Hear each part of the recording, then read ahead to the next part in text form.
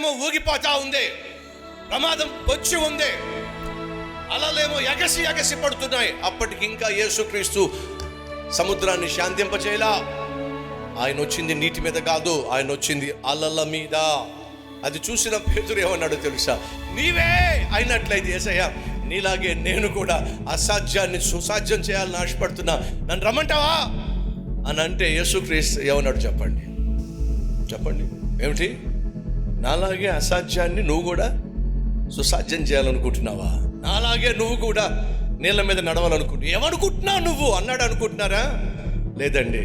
పేతురు, నీ జీవితంలో అసాధ్యాన్ని చూడాలనుకుంటే, ఎస్, నీ జీవితంలో అసాధ్యాన్ని చూపించాలని నేను కూడా ఆశపడుతున్నా, రా అని చెప్పి అన్నాడండి. పేతురేమో ఎగసి పడుతున్న కెరటాల మీద కాలు వేస్తున్నప్పుడు వెనకాల శిష్యులు అనే ఉంటారు, నాయనా పేతురన్నా, ఈ వయసులో నీకు అవసరమా అన్నా?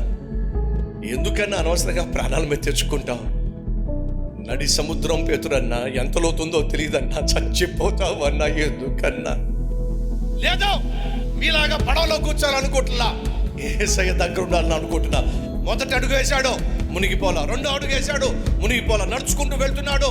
ఏం జరిగిందో తెలుసు? వెనకున్నటువంటి శిష్యులు అందరూ కూడా అని చెప్పి ఆ తర్వాత ఏం చేశారు చెప్పండి? ఏం చేస్తుంటారు?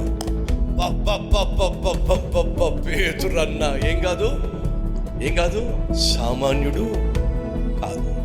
వినో, నీ జీవితంలో నువ్వు ఎలాంటి వాడు కావాలో తెలుసా? ఎవడో ఒకడు అసాధ్యాన్ని సాధ్యపరిస్తే చప్పట్లు కొట్టేవాడిగా ఉండడం కాదు నువ్వు ఉండాల్సిందే. నీ జీవితంలో దేవుడు అసాధ్యాలు చేస్తున్నప్పుడు నిన్ను చూసి అనేక మంది చప్పట్లు కొట్టే విధంగా నీ జీవితం ఉండాలి. అది దేవుడు కోరుతుంది.